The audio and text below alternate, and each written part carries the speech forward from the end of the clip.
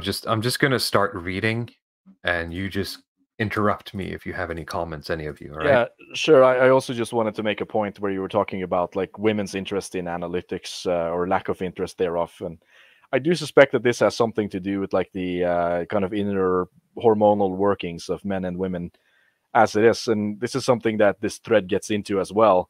But I think particularly with women and childbearing and going through menstrual cycles, there is a much more consciousness around the body's change and how your body kind of hormonal level changes constantly, and this is something that you're always cognizant of, where with men they have like very stable hormone levels, and because like your body is so stable in the sense that you could be the perfect candidate for a 9 to 5 job, or uh, you're basically kind of like this working horse person. Your body always works the way you want it to perform certain tasks. You can sort of abstract away your entire body, like you don't have to think about it, because it always kind of works in the same way. And when you can take that as a given, that your body will always kind of be at the same hormonal level, your cognition will be similar, then you can start thinking about abstractions, I think, in a much greater detail than women can, who are more constantly interrupted by their kind of cycles, if you will. I don't know if you think there's anything to that, but at least for me, I think it's a plausible explanation for That's the an interesting differences. explanation. I mean, I think we can all agree. I think we can all agree that that at least the women that I know tend to often have a inward out perspective, or a me first perspective on things. I mean, if you want to be mean about it, a lot of people say, they can't think outside themselves. I think that's a bit of a stretch, and I don't want to get too Schopenhauer, but it's something that I do experience from time to time. That if you want to talk to a woman, you have to sort of approach it from a how does that make her feel approach. I'd like to get Othelia's takes on this as well. Yeah, please go ahead. I mean, we've been Since bashing you women are for since you're so fortunate to actually have a woman on here, yes, I am going to be completely honest. I think I am stable hormonally, maybe 1 to 2 weeks in the entire month.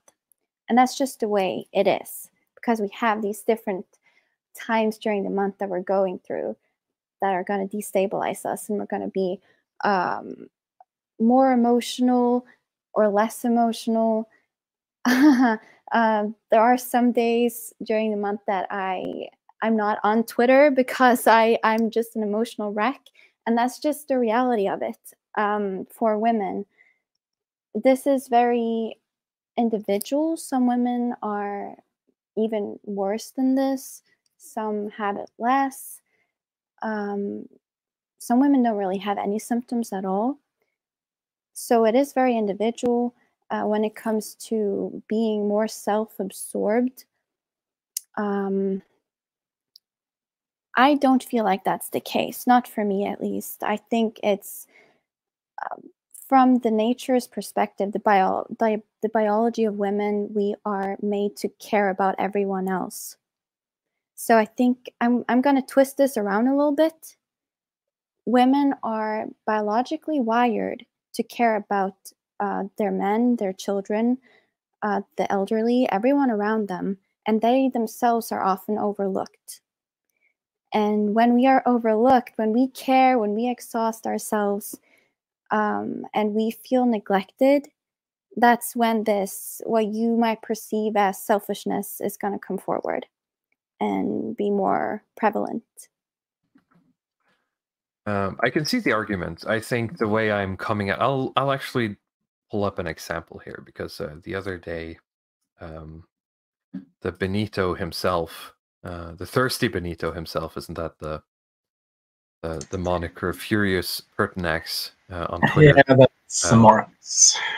Yeah. What is his follower account these days? Has he reached 2,000 women follow? It's huge. 5,000. 5,000 following. Yeah. It's the reason that I have women on my timeline, apart from Othelia, pretty much. Him and Time Stealer on the timeline. Yeah, everyone follows him for the woman posts. Now, my point was here to sort of just illustrate the way this sort of manifests in political slash philosophical discussions. Because he posts in reference to this photo here, this woman sitting at a cafe in France saying the feminine urge to book a flight to Paris, walk 18 kilometers a day across the city and eat croissants at cute cafes while observing everyone passing by. And he says, this is how womanhood ought to be. It's simple as. And I commented, why would they ever want anything different or anything more? As a bit of a tongue-in-cheek, but also sort of my point here is, and I hope that seems obvious, that you know, the suffrage part has done a lot of damage to women in their ability to thrive. And the first response I got from a woman to this was, "I don't want to go to Paris," which Good argument. is not. Well, yes, but it's not relevant to what I was talking about, and it has nothing to do with you specifically. This is a philosophical, general talk, right? Yeah, but Am I just the bugging here, or woman is just went into the practicalities again. Paris is not. that's what I'm saying? Right? I'm making a philosophical point that is outside of myself as a human being, right? She responds with, "I don't want to go to Paris," because she has internalized the argument I made and looked at it from her personal perspective.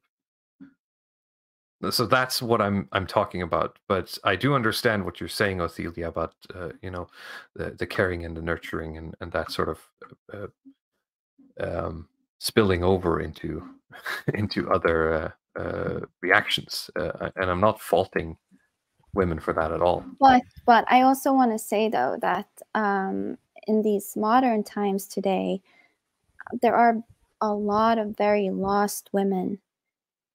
The liberal women who don't want to have children or feel like being a mother is the worst thing that could possibly happen to them, like really severely negatively brainwashed women. And those, I would say, yeah, definitely very self-absorbed, but I also think they're sick because they're not in tune with their nature. That's a fair argument, and I assume we'll get back into it with this thread a bit. So I'm just going to start reading. You know, just interrupt me if you have anything you want to comment on. Well, I wanted to interrupt you right now on this idea of women caring about the people around them. I mean, this is fundamentally what holds what held a tribe together, but what holds a community together, even to this day, really. I mean, IRL community, not, you know. Well, in a sense, I guess Twitter, but, you know, IRL community, you know, the neighborhood. Also on Twitter. Well, outside of my point. Anyway, you know, the women really do hold, you know, when I think of my mother, for example, talking to the neighbors every damn day, and she knows everything they're up to for some reason, and at least growing up, and dad is you know, he's like, what? No, I went to work today. I want to mow the lawn or something. You know, constantly not knowing anything, and mom always knows, you know, everything that's going on everywhere, and this seems to be the case with most women, and I myself am completely oblivious as well. And it is something wondrous to see this community building effect that this it's completely necessary, and yeah, part of it certainly. Now, Cecilia, did you want to respond to that, or can I yell at chat for a moment? I just wanted to say thank you for acknowledging that, because that is also what I feel like is our responsibility, to be caretakers in the community and see people and care for them. So that's also what I'm doing in my community to a large extent. That's good to hear. Now, Lumberg in the chat says, have you been to Paris this millennium? Yes, and I know that Paris is not a place that you want to be. But I mean, if you look at this post, you look at this image here, this is like when you post a Ryan Gosling picture and you write, he's just like me for real. It's not supposed to be, you have to go to Paris. This is sort of like this post is a feeling. It is an urge.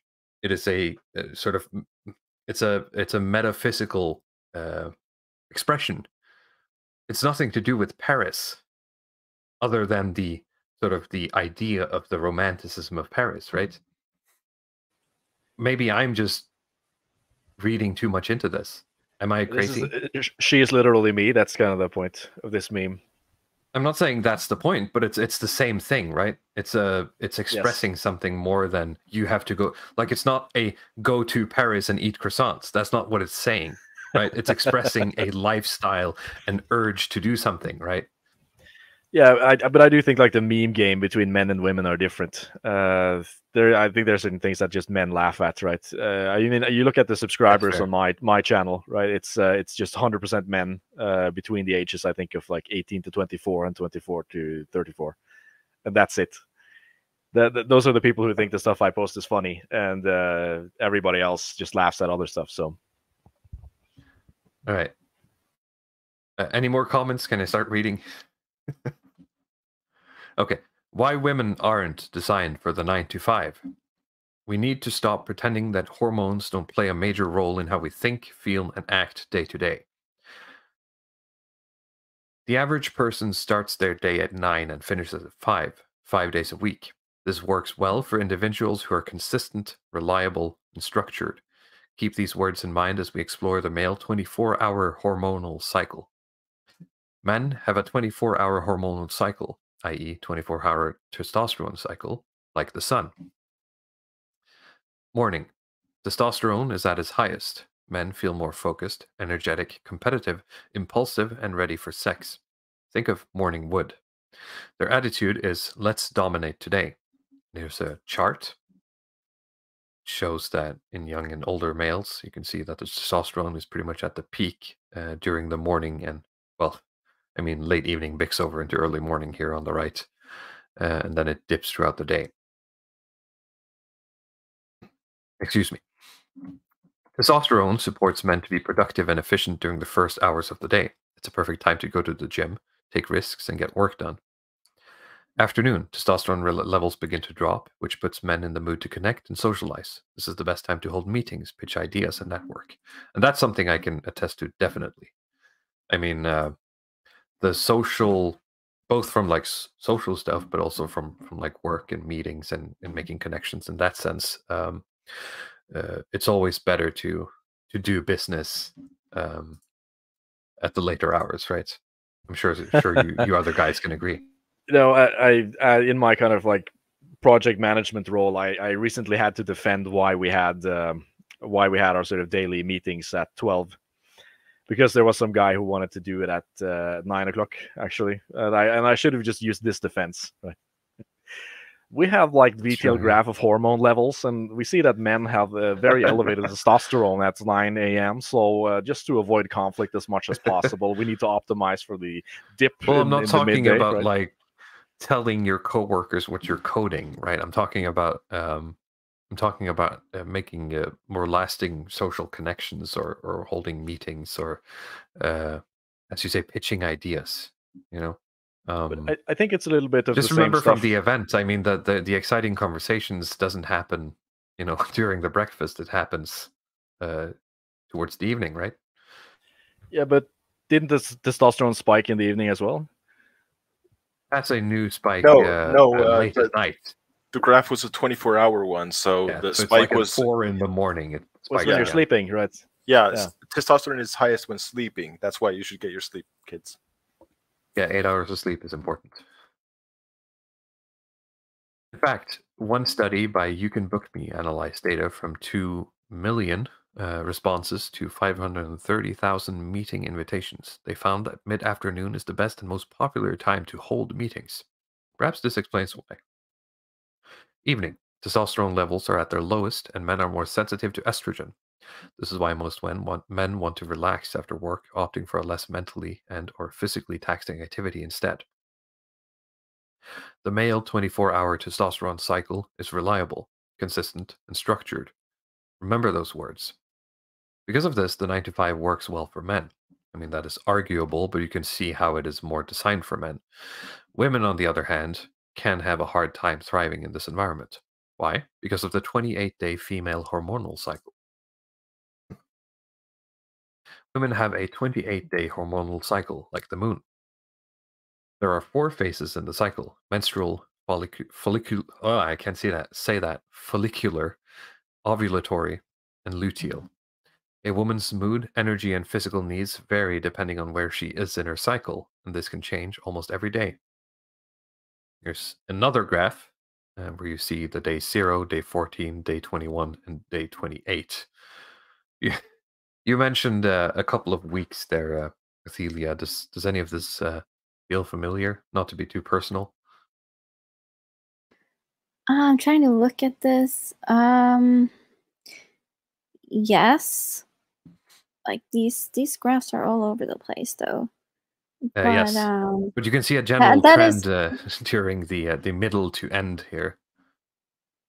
yeah, that is kind of how it is. Yeah. Okay, so let's talk about the menstrual phase. This is getting a bit dry, but I think it's an interesting starting point here. Days 1 to 7, progesterone and estrogen is at its lowest. Energy and motivation levels are low. It's a time for rest and self-care, journaling, warm magnesium baths, meditation, slow movements. Follicular phase, day 8 to 13. Estrogen begins to rise. This is the perfect time to be creative, set goals, and focus as the body starts to reawaken after shedding. Ovulatory phase, 14 to 21. Both estrogen and testosterone peak and drop after ovulation. Energy levels are at their highest due to higher testosterone. This is the best time to start new projects, schedule a date night, socialize, network. Note, even though a woman's testosterone levels peak during ovulation, they don't come close to a man's, even at the lowest point of his 24-hour cycle. Spicy take. Women's body make about 1/10 or 1/20th of the amount of testosterone as men. Luteal phase, day 21 to 28. Progesterone rises and is the dominant hormone. PMS symptoms emerge and may cause a low mood, irritability, fatigue, etc. Best time to nest and rest. Focus on easy administrative tasks as motivation and energy is low. Knowing that a woman's mood, energy levels, and physical needs vary over the course of 28 days, how can she expect to fit perfectly into the rigid, unchanging structure of the 9 to 5? Do we want to comment on that, or should I just move on?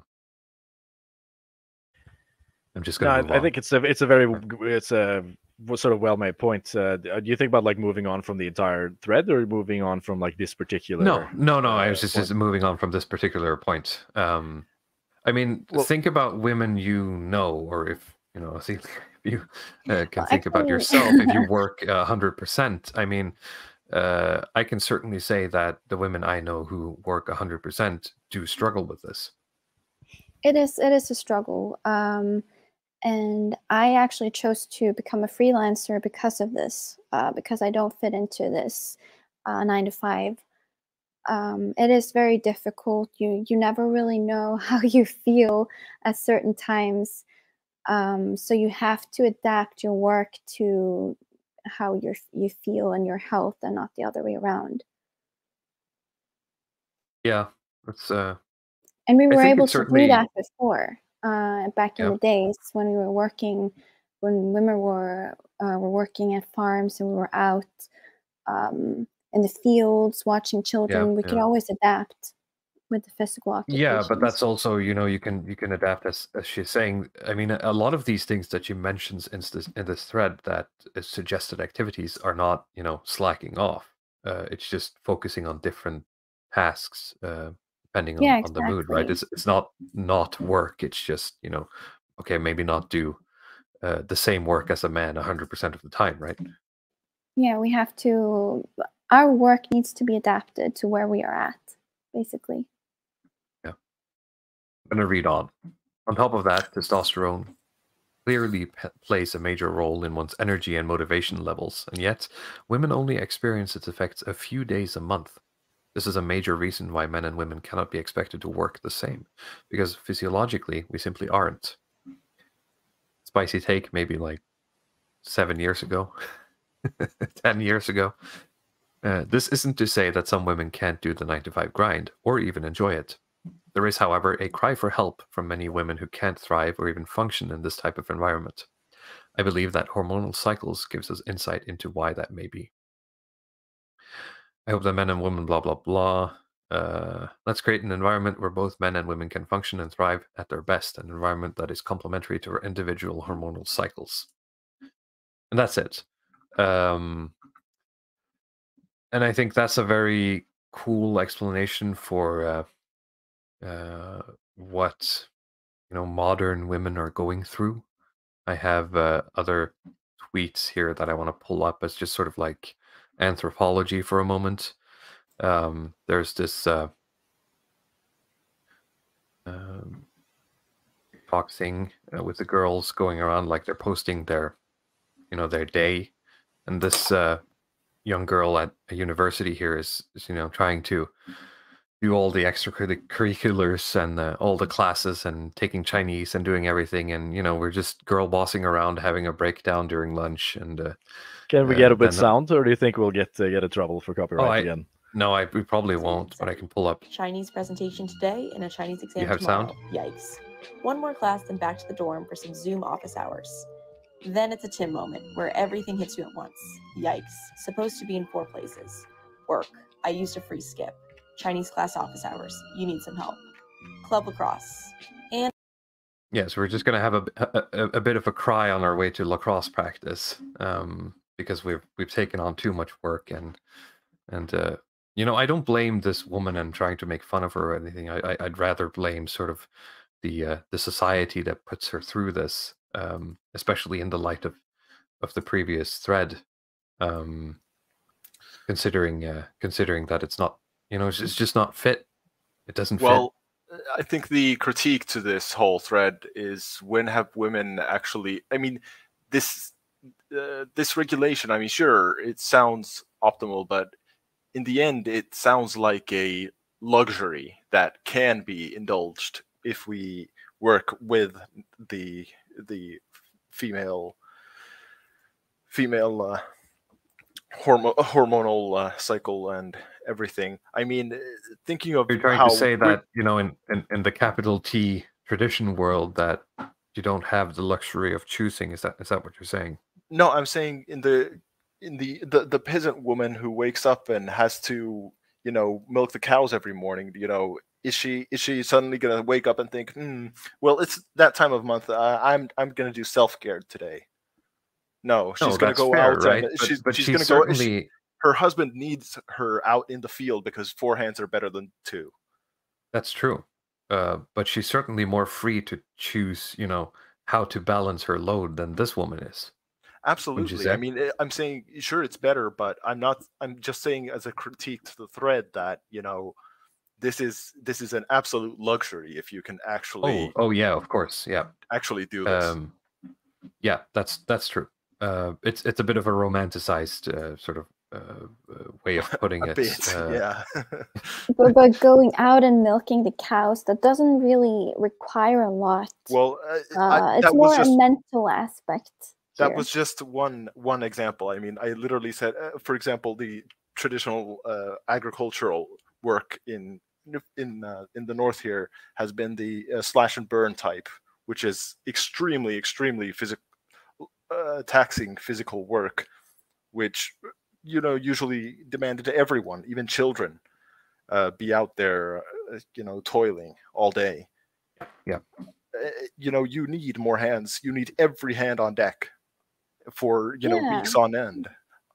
Yeah, but that also wasn't really a problem. Like, the physical work was never a problem for a woman. It's when we got crammed up in offices, or when we got all these appliances, the washer and dryer and dishwasher and all that stuff that took our manual labor away from us, when we started getting bored and we demanded jobs. And then the jobs we got were office jobs where we had to sit put for X amount of hours and do the same things every day. I guess we didn't know our own best interests back then. We were actually made to be in a farm and do manual labor just like men were. Humans are meant to be out and do manual labor. Yeah. Okay. Yeah, I'll see that completely. Yeah, agree. Now, at least from what I've read of history, there must have been some kind of way to balance out the load on the farm. I mean, you don't put your wife on the plow every day, right? Yeah, absolutely. Pregnant- Man takes the heaviest stuff, but that doesn't mean that the woman won't have hard work for no, her. she's No, going to have I a lot. think the to criticism is valid, Burkall. That in the previous thread, I mean, it's a bit of a 99% example, but I think it's interesting to think about it in that sense. Like you use that as a framework for, all right, what we're doing now isn't working because of the hormonal cycles. Well, Right. it's very black and white also. It's not just because of the hormonal cycles, obviously it's not. It's also because humans are no longer doing things that humans should be doing. Like being out in the wild in nature and getting sunlight. Yeah. As we usually say, the biggest problem is that modernity is fake and gay. So there's that. I have a couple metaverse. more. Yeah, the metaverse. Yeah. I just wanted to make some comments on this one quick, like on this particular video, because harkening back to the self-improvement stream, like you showed this parody clip that was really in the same format as this, like with this kind of corporate drone guy who's always onto self-improvement. Do you remember that? Like just went into the office 9:05, straight before the meeting, wake nailed up alarm, it. Wake up, read Marcus Aurelius' protein shake, get the tram, AeroPress, yeah. Bitcoin's in the red again. I knew it, but it's like the exact same format that has been mocked so many times. I just don't understand why she wants to post something like this, because it's well, I think she's posting it because a lot of the women who are posting this are sort of making a deal out of it and posting sort of like they're social mediating it up and posting like, I'm living the best life, right? And she's trying to show what she's actually doing. But I think the reality that she's showing is sadder than she intended. I think there is a certain, type, if you'd say archetype or stereotype of woman that have like this kind of need to perform. In a sense, they have the need to sort of be seen as perfect, which includes it looks like this kind of woman, like she's sort of very pressured by shame and has to always present the kind of face outward. It is what I mean. You could think of it by saying that, oh, I'm posting the real me, right? Yes, I mean you could think of it almost like the sort of alpha females, even though it doesn't kind of apply in the same way with the like sexual market value and so on. The way it does with the men, but these kind of big brain takedown, like that's the cage in itself, man. She's trapped inside the trap of trying to perform. No, you can't even break out of that. But of course, I think there's a lot of women like this who do, in a sense, like on the outside, it looks like they're thriving in these systems, but it's really a sort of a painful existence that they're being put through, and a lot of it has to do with the expectation, as you said, like this sort of 9-to-5 job that they're sort of expected to have, and that's kind of presented to them as a high status thing. But you do see it with I don't remember, like they will, these are the statistics that they will trot out in the Norwegian newspaper every year, where they will compare the net gain to the economy, kind of net tax gain from men and women, and like women are always in the red a little bit on that. Like the net gain that women put into the economy, it's always kind of in the negative. So even though they have all this education and all of these like you say, all of these opportunities presented, that it still costs society more money to have them than to not have them, even though it seems to be more women in these corporate jobs than there are men. And a lot of it has to do with all of these adaptations that have to be done to accommodate, I think, for stuff like these cycles. As you said, when you have to have parental leave, and you have to have sick days, and there's a lot of rights that you have to guarantee women in order to ensure that they can function in a stable way in these corporate jobs, including all of these kind of medical offers, say like birth control, for instance, because that is a way that women solve this problem with these cycles, is that they're just kind of they're always on birth control, so they kind of stay in one phase of this cycle all the time, or they're taking some type of antidepressants, or like, I think it's a lot more common than most people think when you see these women who are like constantly at work and they're always kind of performing at a stable level, is because they're using some type of medical technology to sort of suppress their natural cycles and so on. But again, I mean, on the other side of that, you could present it in the sense that, like the 9 to 5 day is like an ideal thing for a man, but I don't think it's like 100% ideal for a man either. I think there are more men than women who feel kind of smashed by these 9 to 5 jobs the way they're currently I'd agree. Yeah. put together, right? I think men would prefer the more of the kind of entrepreneurship, or the more kind of adventural model, the kind of BAP, piratical band of men, where you don't just do 9 to 5, like you work like 20 hours a day for a certain period to get to the booty or the treasure or something, and then you can relax really afterwards. Something you see. That's really something. I mean, the testosterone levels you see on people who work those kind of shifts and those types of jobs, whether it's fishermen, whether it's let's say, take a Norwegian example, the oil rig workers are always pretty much high tea guys, right? And they go out, they work, hard for 2 weeks, and then they come home, right? And they have Yes. a couple of weeks off. I also and think like that's something the all of those, most of those at least, professions.